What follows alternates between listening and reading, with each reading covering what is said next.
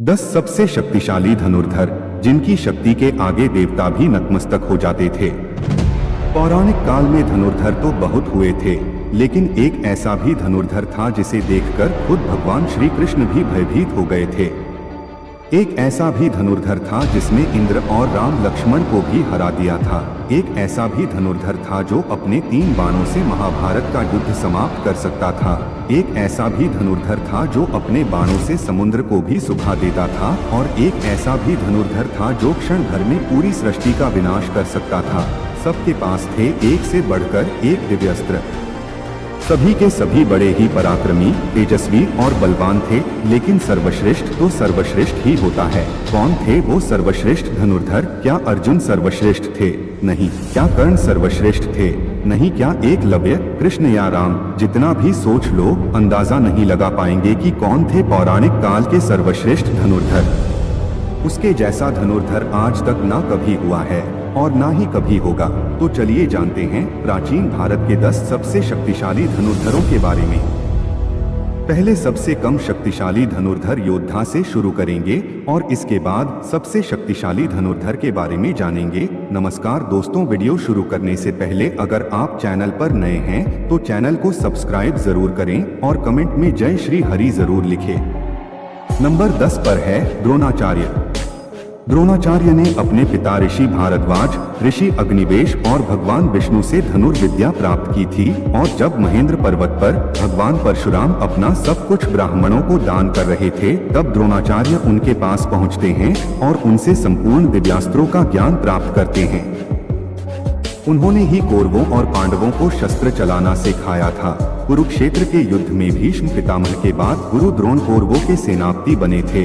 उन्होंने महाभारत युद्ध के 15वें दिन तक पांडव सेना पर कहर बरसाया था। उन्होंने राजा विराट, कुंती, भोज, द्रुपद, सत्यजीत, सांखल जैसे 25 महारथी को अकेले ही मार गिराया था। युद्ध के दौरान द्रोण ने जो चक्र बनाया था उसमें फंसकर ही वीर अभिमन्यु मारे गए थे। जब तक उनके हाथ में शस्त्र था उन्हें परास्त करना असंभव था, इसलिए पांडव छल से उनको मारने के लिए विवश हो गए थे। नंबर 9 पर है भीष्म पितामह, गंगा पुत्र भीष्म। यह एक अकेले ऐसे योद्धा थे जिन्होंने उस समय पृथ्वी पर हस्तिनापुर को अपराजित कर दिया था। उन्होंने अपने जीवन में बड़े बड़े युद्ध लड़े, कई बार तो दुश्मन की पूरी सेना पर वे अकेले ही भारी पड़ जाते थे। जब कुरुक्षेत्र का युद्ध शुरू हुआ था तब पितामह भीष्म कौरवों के प्रथम सेनापति बने थे। रोज अकेले भीष्म पितामह 10,000 सैनिकों को मार दिया करते थे। भीष्म पितामह के बाणों के आगे पांडव पक्ष का कोई भी योद्धा टीक नहीं पाया। भगवान श्री कृष्ण ने इस युद्ध में शस्त्र न उठाने का प्रण लिया था, लेकिन भीष्म पितामह ने अपने पराक्रम से श्री कृष्ण को अपनी प्रतिज्ञा तोड़कर शस्त्र उठाने के लिए विवश कर दिया था। भगवान कृष्ण जानते थे कि भीष्म पितामह को नियमानुसार युद्ध परास्त करना असंभव था, इसलिए शिखंडी को सामने रखकर अर्जुन ने भीष्म पितामह को बाणों की शैया पर लिटा दिया। नंबर 8 पर है अर्जुन। गुरु द्रोण की दृष्टि में अर्जुन सर्वश्रेष्ठ धनुर्धर थे। गुरु द्रोणाचार्य ने अर्जुन को अपने सारे अस्त्रों का ज्ञान दिया था। अर्जुन के धनुष की टंकार से ही दुश्मन अधमरे हो जाते थे। अर्जुन के पास देवताओं के सारे दिव्य अस्त्र थे, यहाँ तक कि महादेव को प्रसन्न करके अर्जुन ने पशुपति अस्त्र तक प्राप्त कर लिया था। अर्जुन अपने दोनों हाथों से बाण चला सकते थे। द्रौपदी स्वयंवर में कर्ण को छोड़कर सभी धनुर्धर जहाँ विफल हो गए थे, वहाँ अर्जुन ने बहुत ही आसानी से लक्ष्य को भेद दिया था। तांडव वन में अर्जुन ने देवराज इंद्र को परास्त कर दिया था। जिन निवाचकवच राक्षसों को रावण भी हरा नहीं पाया था, उन्हें अर्जुन ने परास्त कर दिया था। नंबर 7 पर है एकलव्य। एकलव्य महाभारत काल के एक श्रेष्ठ धनुर्धर थे। जब गुरु द्रोण के पास एकलव्य शिक्षा के लिए गए थे तब गुरु द्रोण ने उसे शिक्षा देने से इनकार कर दिया था। इसके बाद एकलव्य ने द्रोण को गुरु मानकर वन में धनुर्विद्या का अभ्यास करना शुरू कर दिया था। जब कौरवों और पांडवों में से किसी को भी शब्द भेदी बाण चलाना नहीं आता था, तब एकलव्य अपने अभ्यास से ही शब्द भेदी बाण चलाना सीख गए थे। उनकी धनुर्विद्या को देखकर अर्जुन को भी डर लगने लगा था कि एकलव्य ही सर्वश्रेष्ठ धनुर्धर है, लेकिन एक समय गुरु दक्षिणा के नाम पर द्रोणाचार्य ने एकलव्य का अंगूठा कटवा दिया था, लेकिन इसके बाद भी बिना अंगूठे के एकलव्य बाण चलाना सीख गए थे। दोस्तों, मोड़नाचरी में अंगूठे के बिना ही बाकी उंगलियों से बाण चलाया जाता है। इसका आविष्कार सबसे पहले एकलव्य ने ही किया था। एकलव्य इतने शक्तिशाली थे कि भगवान श्री कृष्ण को एकलव्य का वध करना पड़ा था। एकलव्य के बारे में भगवान श्री कृष्ण ने कहा था, अगर एकलव्य का अंगूठा न काटा होता तो एकलव्य दूसरा परशुराम बनकर जंगल में घूमते रहते। तब दानव, राक्षस और न ही देवता कोई भी उसको परास्त नहीं कर पाता। कोई मनुष्य तो उसके सामने खड़ा भी नहीं हो पाता। भगवान श्री कृष्ण ने जिस धनुर्धर की तुलना भगवान परशुराम से की थी, वो कितने शक्तिशाली थे ये तो आप सोच ही सकते हैं। नंबर 6 पर है बर्बरीक। भीम के पौत्र बर्बरीक के समक्ष जब अर्जुन तथा भगवान श्री कृष्ण उसकी वीरता का चमत्कार देखने के लिए उपस्थित हुए, तब बर्बरीक ने अपनी वीरता का छोटा सा नमूना मात्र ही दिखाया।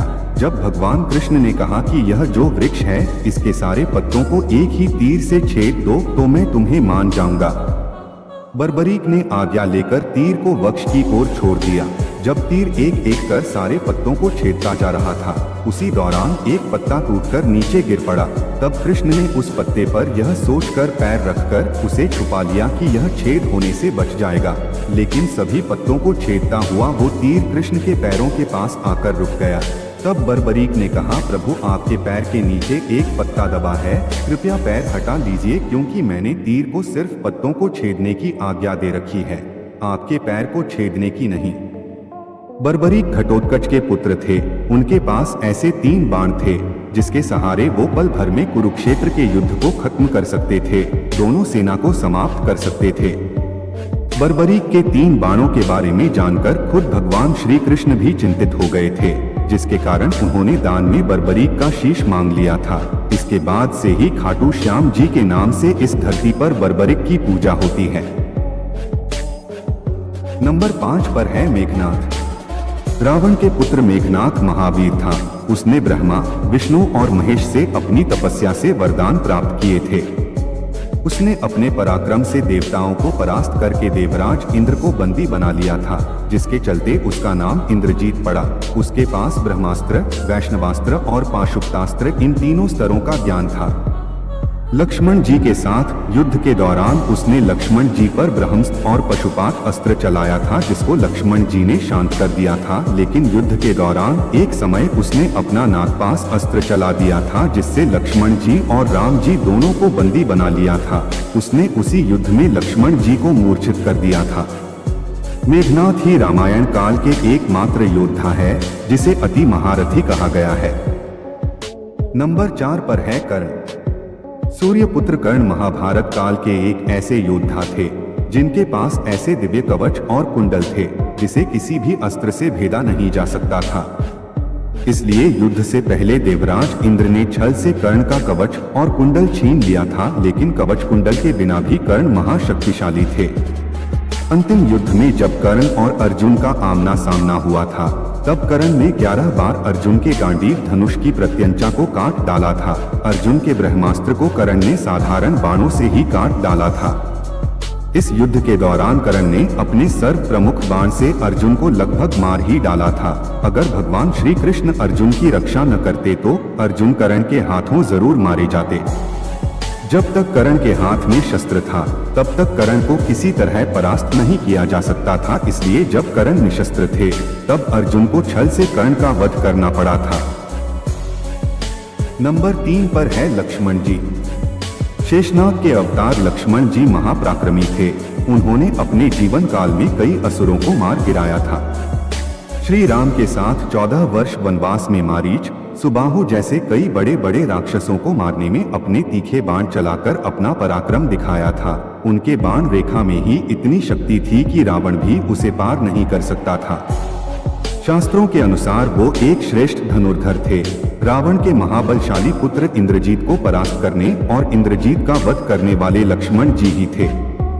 रावण के शक्तिशाली पुत्र अतिकाय का वध भी लक्ष्मण जी ने ही किया था। युद्ध के दौरान एक बार लक्ष्मण जी ने रावण को भी मूर्छित कर दिया था। नंबर 2 पर है भगवान श्री राम। भगवान विष्णु के अवतार मर्यादा पुरुषोत्तम महावीर श्री राम की शक्ति का कोई अंत नहीं था। स्वयंवर में जब वो शिव धनुष पर प्रत्यंचा चढ़ाने गए थे तब उनकी शक्ति से शिव धनुष टूट गया था। ऐसा कोई अस्त्र नहीं था जो श्री राम के पास नहीं था। श्री राम ने मात्र अपनी 16 वर्ष की आयु में अपने बाणों से मारीच और सुबाहु जैसे मायावी राक्षस का वध किया था। साथ ही सहस्त्र और राक्षसों को भी अपने बाणों से मार गिराया था।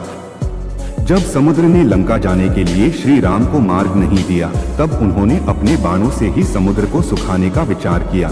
श्री राम को धनुष पर बाण संधान करते देख समुद्र देव भी भयभीत होकर उनके सामने प्रकट हो गए थे।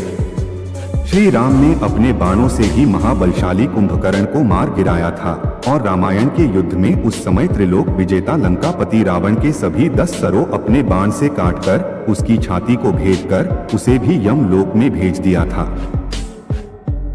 नंबर 1 पर है देवों के देव महादेव। संपूर्ण धर्म, योग और धनुर्विद्या जैसी विद्या की शुरुआत भगवान शंकर से होती है और उसका अंत भी उन्हीं पर होता है। सबसे पहले भगवान शंकर ने ही कार्तिक को धनुष विद्या का ज्ञान दिया था। उसी के आधार पर कार्तिक को देवताओं का सेनापति बनाया था और उन्होंने भी कई असुरों को मार गिराया था। भगवान शंकर ने इस धनुष से त्रिपुरासुर को मारा था। त्रिपुरासुर अर्थात 3 महाशक्तिशाली असुर जिनको ब्रह्मा जी से अमरता का वरदान प्राप्त था। शिव जी के धनुष की टंकार से ही बादल फट जाते थे और पर्वत हिलने लगते थे। ऐसा लगता था मानो भूकंप आ गया हो।